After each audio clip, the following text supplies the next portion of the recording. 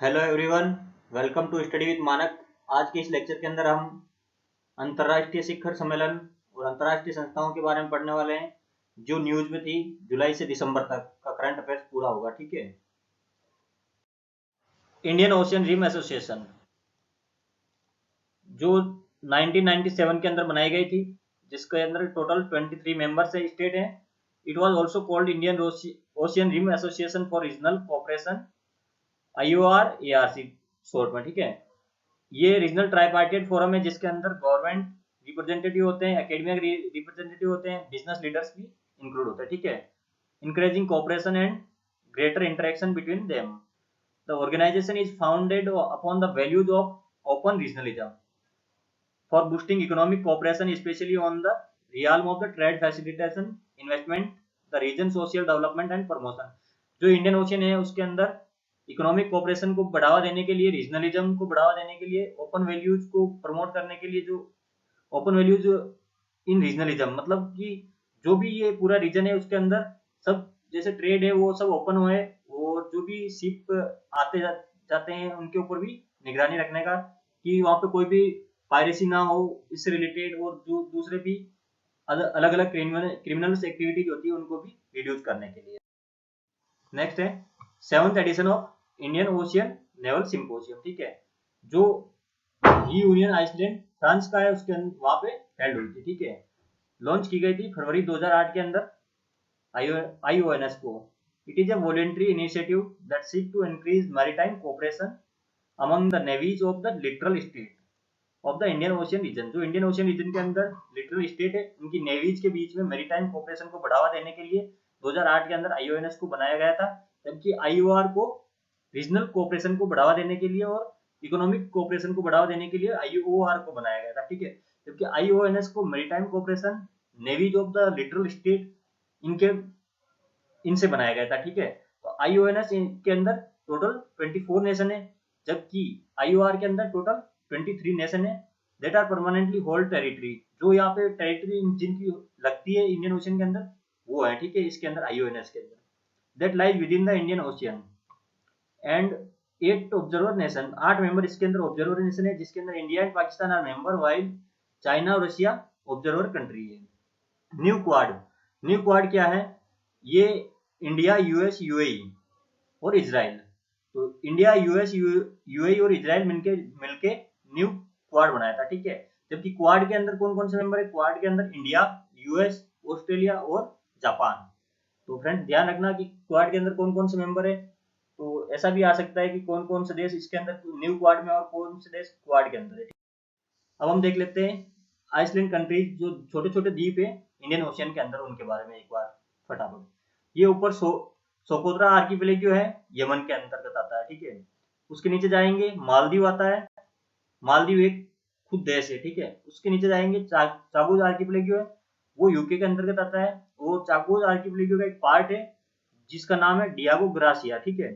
तो ये यहाँ पे USA का मिलिट्री बेस बना हुआ है। तो इस किसका पार्ट है? Diego gratia, Chagos archipelago. उससे वेस्टर्न साइड के अंदर जाएंगे सेशल्स आता है। उससे थोड़ा नीचे की साइड जाएंगे तो आ जाएगा मेडागास्कर, ठीक है। मेडागास्कर के वेस्टर्न साइड में जाएंगे तो मयोटी मयोटी आइसलैंड आता है जो फ्रांस के अंतर्गत आता है। और इसके वेस्टर्न साइड के अंदर जाएंगे कोमोरोस आ जाता है, ठीक है। और जब हम ये है तंजानिया के ईस्टर्न साइड के अंदर, यहाँ पे ये छोटा सा आइसलैंड है जिसका नाम है जंजीबार। अब हम देखते हैं मेडागास्कर के ईस्टर्न साइड के अंदर, ये आ जाएगा मॉरिशियस, ये आ जाएगा रीयूनियन आइसलैंड, ठीक है। तो इंपोर्टेंट आइसलैंड है उनका नाम देख लेते हैं और उनका नॉर्थ से साउथ है।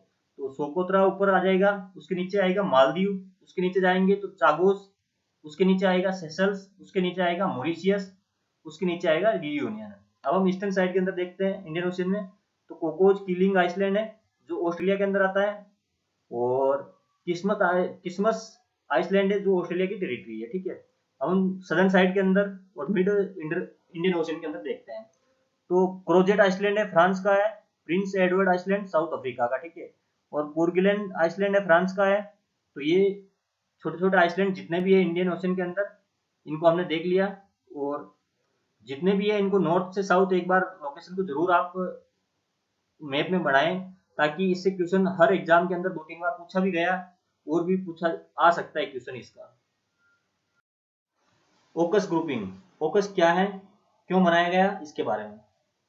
USA, UK and Australia announce a new trilateral defence deal for Indo Pacific. Indo Pacific के लिए एक डील, डिफेंस डील की गई, जो ओकस यानी ऑस्ट्रेलिया, यूके, इंग्लैंड और यूएसए, ठीक है। तो तीन देश मिलके हैं, तीन देश इसके अंदर मेंबर है।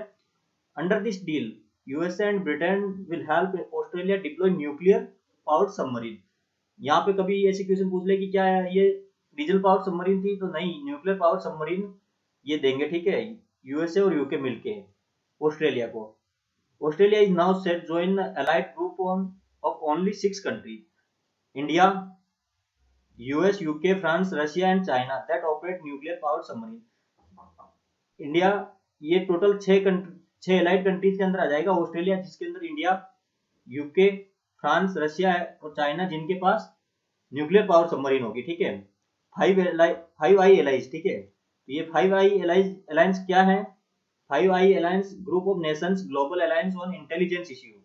ये है इंटेलिजेंस इश्यू के से रिलेटेड है, जो that was originally in intelligence sharing agreement between US and UK aim to decrypting Soviet Russian intelligence during cold cold war era, ठीक है। तो कोल्ड वॉर था उस टाइम ये बनाया गया था, यूएस और यूके ने मिलके काउंटर करने के लिए रशिया को, ठीक है ना। तो 5 आई अलायंस क्या था, उस टाइम 2 कंट्रीज थे। The alliance was created during the cold war by the late 1950, 1950 के बाद में इसके अंदर कनाडा को ऐड कर लिया गया, ऑस्ट्रेलिया को ऐड कर लिया गया और न्यूजीलैंड को ऐड कर लिया गया। तो टोटल 5 कंट्री हो गई, कौन कौन सी? US, UK, Canada, Australia and New Zealand. India assume UNSC presidency, ठीक है। तो यूनाइटेड नेशन सिक्योरिटी काउंसिल, इसके बारे में देख लेते हैं। इंडिया ने एज्यूम किया, India began its 2 year tenure. तो 2 साल का टेन्योर होता है इसके अंदर, कोई भी कंट्री होगी नॉन परमानेंट मेंबर होगा, उसको 2 साल के लिए यहाँ पे इसका मेंबरशिप होती है, ठीक है, जो 1 जनवरी 2021 से स्टार्ट हुआ। This is India's 8th term of UNSC के अंदर। इंडिया 8वीं बार यूएनएससी का मेंबर बना, ठीक है। यूएनएससी के बारे में देखते हैं। यूएनएससी 15 मेंबर होते हैं टोटल, इसके अंदर 5 परमानेंट और 10 नॉन परमानेंट मेंबर होते हैं। 5 परमानेंट मेंबर है उसके अंदर China, France, Russia, Russian federation, the UK और यूएस। 10 नॉन परमानेंट मेंबर होते हैं, elected for 2 year terms bye general assembly. जो यूएनजीए है उसके द्वारा इलेक्ट किए जाते हैं यूएनएससी के मेंबर, ठीक है। जो नॉन परमानेंट मेंबर है यूएनएससी के, वो यूएनजीए के द्वारा इलेक्ट किए जाते हैं, ठीक है। Non permanent member 10। Each year general assembly elect 5 non permanent member out of 10 in total, ठीक है। जैसे कि 10 है, उसमें से 5 इस साल इलेक्ट कर देंगे और 5 को अगले साल इलेक्ट करेंगे, ठीक है। तो 2 साल की टर्म होती है, तो 2 साल की टर्म भी हो जाती है और वो 10 मेंबर भी हो जाते हैं, ठीक है। The non permanent 10 non permanent seat are distributed on regional basis, ठीक है। जो रीजनल बेसिस पे, जैसे साउथ अफ्रीका से अलग हो जाएंगे, ईस्टर्न यूरोप से अलग है, एशिया से अलग है, साउथ वेस्ट एशिया से अलग आ जाएंगे, ईस्ट एशिया से, और फिर वापस साउथ सदर्न अमेरिका से अलग आ जाएंगे। तो अलग अलग मेंबरशिप है, ठीक है, कि इतने इस एरिया से इतने मेंबर होंगे। The council presidency is capacity that rotate every month among its member.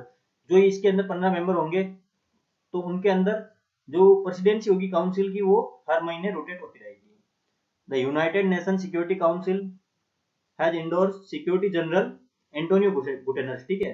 तो सिक्योरिटी जनरल कौन है? एंटोनियो गुटेरस, जो कहां से हैं? पुर्तगाल से हैं और दूसरी बार इलेक्ट हुए हैं, ठीक है ना।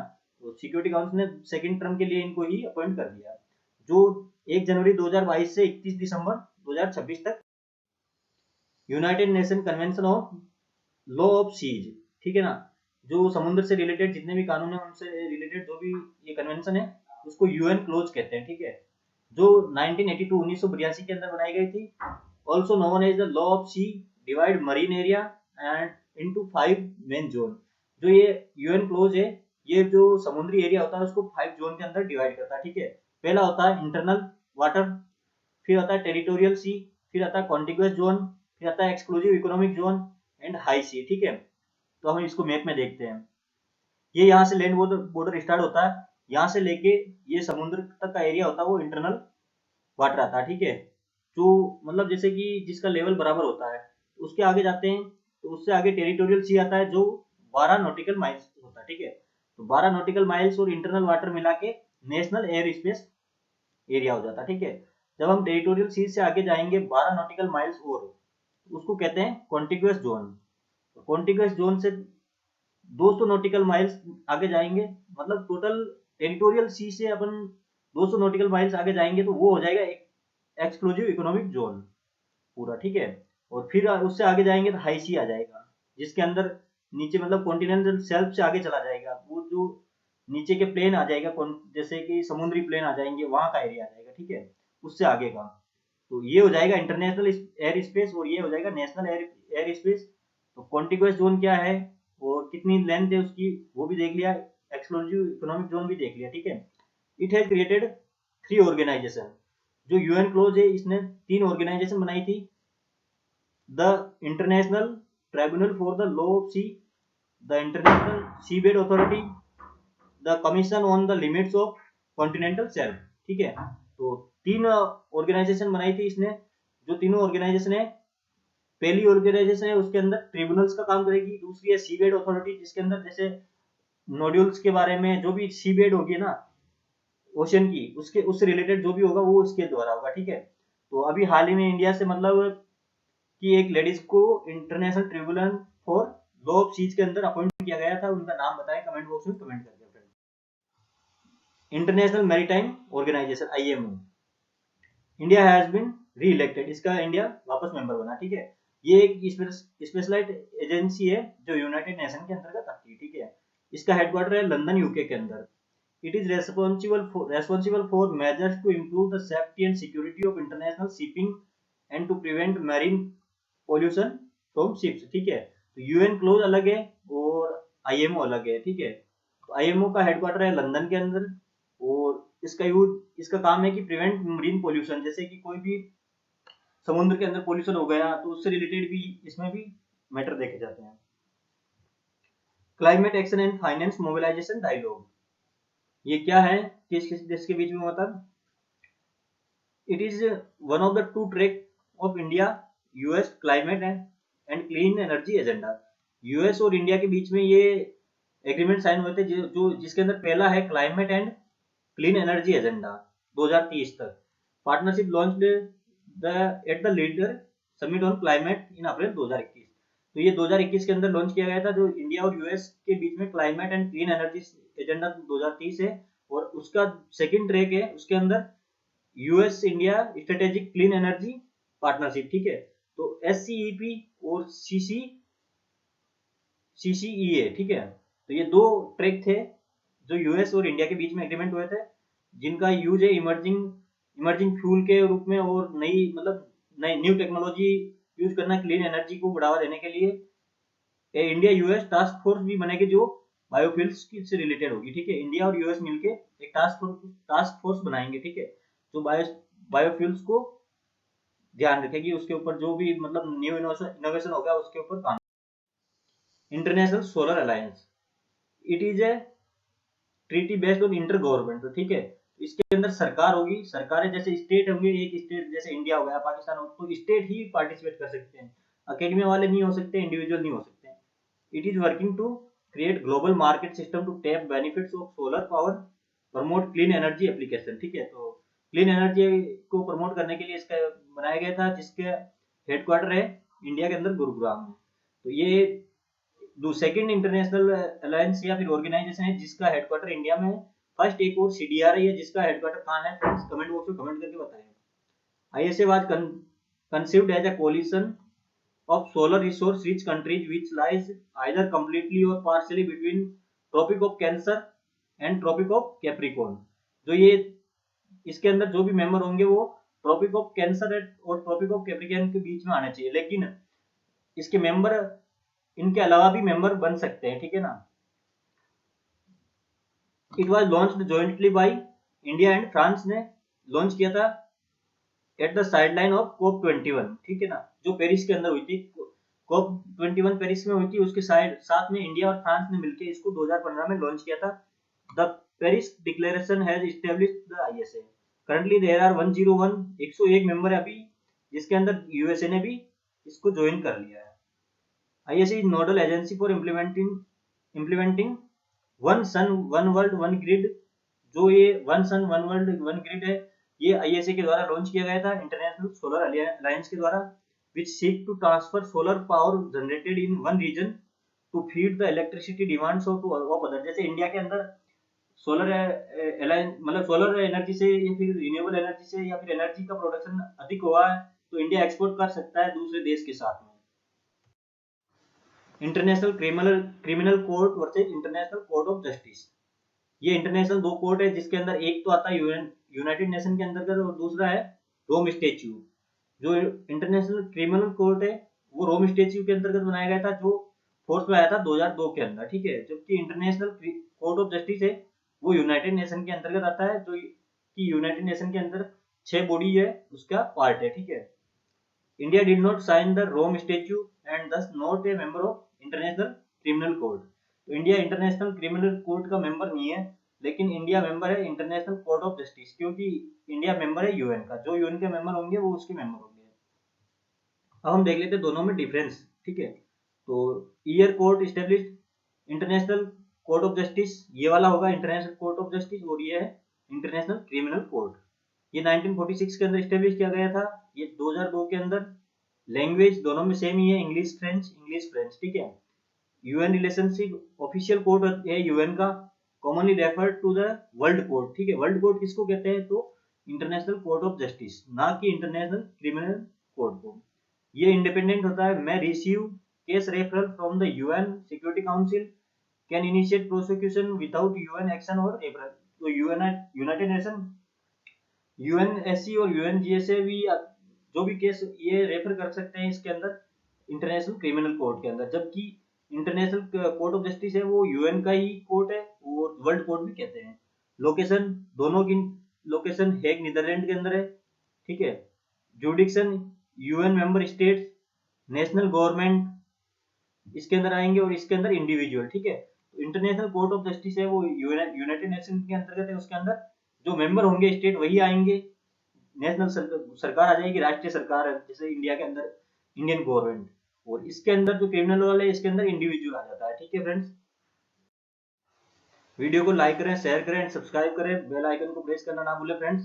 और दूसरे जो भी वीडियो इससे रिलेटेड है इंटरनल सिक्योरिटी के और अदर वीडियो जो मैपिंग से रिलेटेड है वो उनका लिंक डिस्क्रिप्शन बॉक्स के अंदर दिया जाएगा फ्रेंड्स, ठीक है। Thank you for watching this video.